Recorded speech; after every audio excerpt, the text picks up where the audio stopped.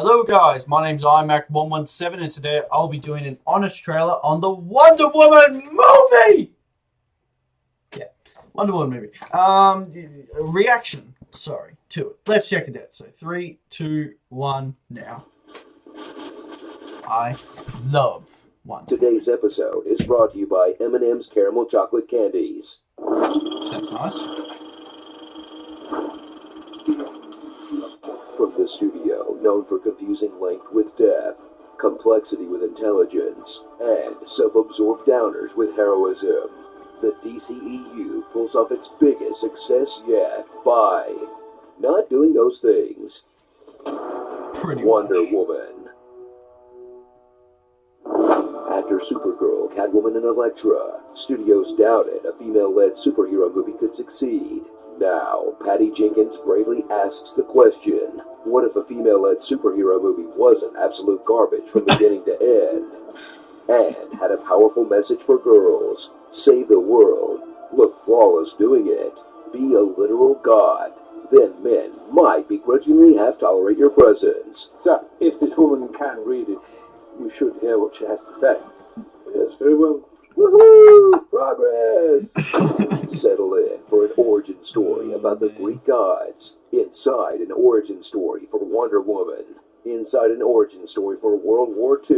The armistice is of paramount importance. And visit Themyscira, Themisia.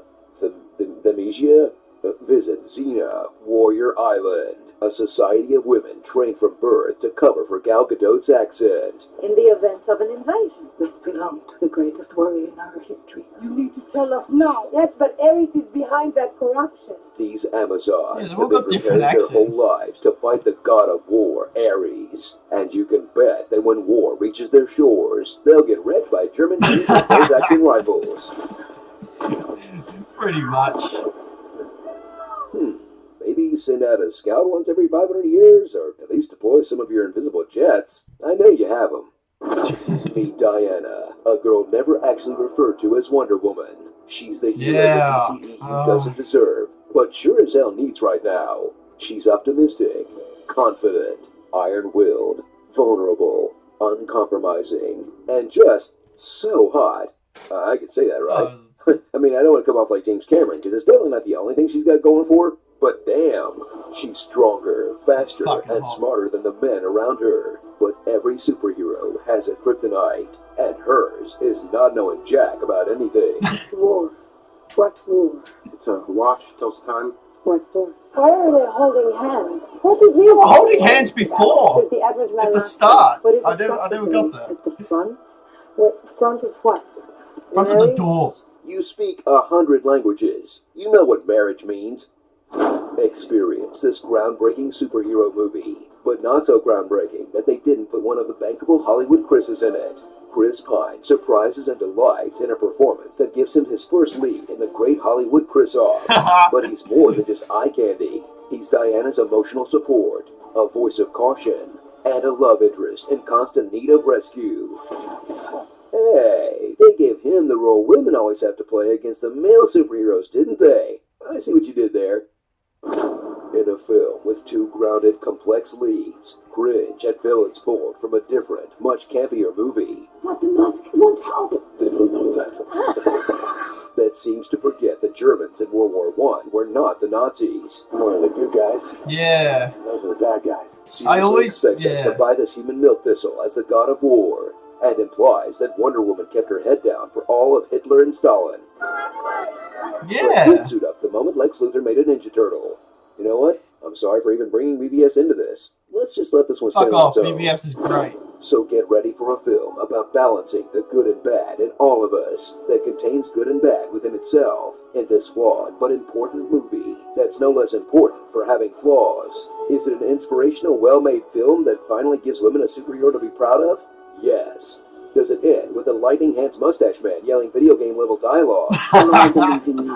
Then I will destroy you!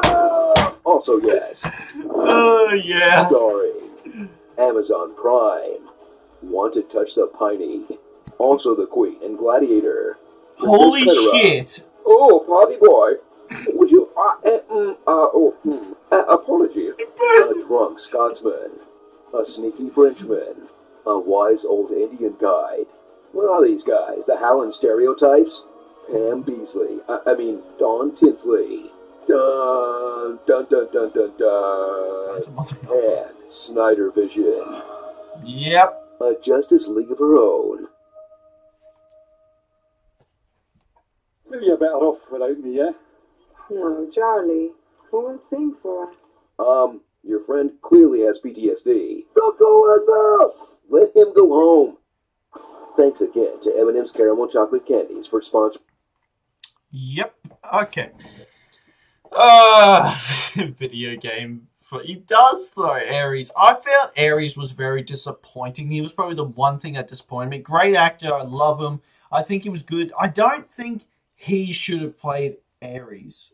You know, in a way, I feel like Ares should have been someone completely different. But then again, it was a good twist in the end. But unless it would have been cool if they got rid of the mustache, just black, you know, his skin turns black, red eyes, and then he would have looked fucking cool. The cape, the fucking axes, and just Injustice already, okay? Injustice. Look at Injustice Gods Among Us. Look how cool that Ares looks. Have you seen how cool that Ares looks? He is defined of what cool Ares looks like. Anyway, back to that. Great movie, by the way. And yeah, so, you know, that was one thing I did find a little bit disappointing. And I did feel like they did kind of make the Germans seem like Nazis in this. Like, I don't know what the reason was for World War One. What was the whole reason of the fight? Like, I know World War Two, it was about, like, Hitler just decided to want to go kill everyone. But then I'm not really sure about that. I should know because I played Battlefield 1. Yep. Nah, I'll probably have to search up my history on that. But yeah, it did remind me of Battlefield 1 a lot, though, Wonder Woman. I remember just watching it. When I got home, I just felt like, I feel like playing Battlefield 1. And I'll play Battlefield 1. It just made me feel like it. Or Injustice 2. They were the two games I feel like playing. But yeah, it was just a great movie. I don't like how they dissed Batman v Superman. I loved Batman v Superman. But Wonder Woman would definitely have to be my favorite out of all the DCEU movies. And then Batman v Superman would be number 2. Then Man of Steel, and then Suicide Squad. Suicide Squad, I would definitely say, is the worst one. Because, you know, I mean, everyone in it, I felt like, is great. I loved Margot Robbie as Harley Quinn. Will Smith was just playing Will Smith, but I didn't mind him as Deadshot. Jai Courtney-Cover Boomerang was great. And then everyone else is, you know, average. And then Man of Steel, I think, was good as a Superman movie, but he did kind of piss me off sometimes. Batman v Superman, I just loved it. Superman pissed me off in Lex Luthor, but besides that, I liked it. And then Wonder Woman is just fucking fantastic. And I just didn't like what they did with Ares, but yeah. But anyway, guys, thank you so much for watching. Please like and subscribe, and I'll see you guys in the next video. Ciao.